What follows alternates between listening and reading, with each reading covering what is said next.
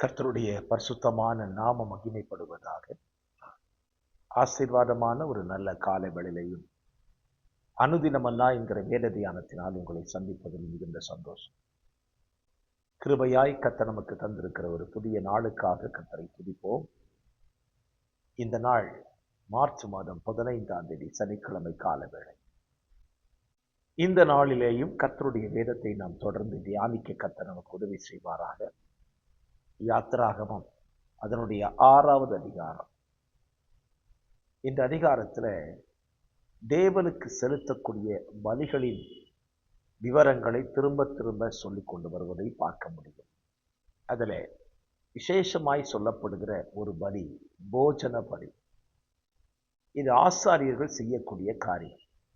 இந்த போஜன பலிக்கென்று ஒரு பிரமாணம் இருக்கிறது.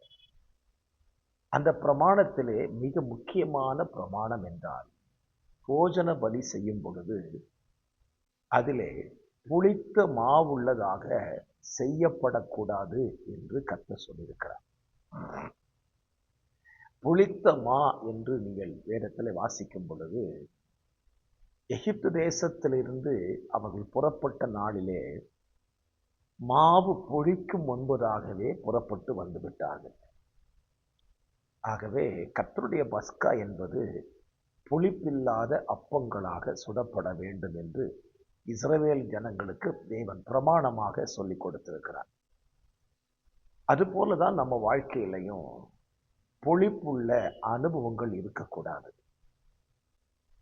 ஆண்டவராய் இயேசு கிறிஸ்து சொல்லும் போது பரிசேயர் சரிசேயர் என்கிற புளித்த மாவை குறித்து எச்சரிக்கையாயிருங்கள் என்று சொன்னார். சொல்றதையே சொல்லிட்டு இருப்பாங்க, புளிச்சமா. ஆனால் நம்முடைய இரட்சகர் இந்த புளித்த மாவை குறித்து வித்தியாசமான ஒரு தலைப்பில் சொல்லியிருக்கிறார். கொஞ்சம் புளித்த மாவானது அதிக மாவை உப்ப பண்ணும் என்று சொல்லி புளித்த மாவை பரலோக ராஜ்யத்துக்கு ஒப்புமையாய் பேசியிருக்கிறார். ஆகவே நமக்குடைய வாழ்க்கையில இந்த புளிப்பின் அனுபவங்கள் கிறிஸ்தவ வாழ்க்கையில இருக்கக்கூடாதுங்க. அதுவும் ஆசரிப்பு கூடாரத்தில் ஊழியம் செய்கிறதான லேவிகளுக்குள்ளே இந்த புளிப்புள்ள அனுபவங்கள் இருக்கக்கூடாது என்பது தேவனுடைய எண்ணங்கள். கர்த்தர் நல்லவர். அப்படி புளிப்புள்ள மாவு இருக்கக்கூடாதுன்னு சொன்ன ஆண்டவர் அது எப்படி பரலோக ராஜ்யத்தை புளித்த மாவுக்கு ஒப்புமையாய் சொன்னார்? ஒரு கேள்வி எழும்பத்தானே செய்கிறது. இந்த கொஞ்சம் புளித்த மாவானது அதிக மாவை உப்ப பண்ணும் என்று சொல்லியிருக்கிறார். அப்படியானால் ஏன் அதை சொன்னார்? நிறைய நல்ல மாவு இருக்குன்னு வைத்துக் கொள்ளுங்கள். அந்த மாவிலே கொஞ்சம் புளிச்ச மாவை சேர்த்துட்டீங்கன்னா அந்த முழு மாவையும் புளித்த மாவா மாற்றிடும். ஒரு பானை நிறைய பால் இருக்குன்னு வைத்துக் கொள்ளுங்கள். கொஞ்சம் தயிரை அந்த பாலில் மிக்ஸ் பண்ணிட்டீங்கன்னா பால் மொத்தமும் தயிரா மாறிடும். அது போலதான் ஒரு கர்த்தருடைய பிள்ளை அவனுக்குள்ளே கிறிஸ்து முழுமையாக அவனுக்குள்ளேயே உருவாகிவிட்டால், இந்த கிறிஸ்து உருவான இந்த ஒரு மனிதன் ஒரு பெரிய கூட்டத்துக்குள்ள போய் விழுந்தா அவன் எல்லாரையும் கிறிஸ்துவ போல மாற்றி விடுவ வல்லமை உள்ளவனாய் இருக்கிறான்.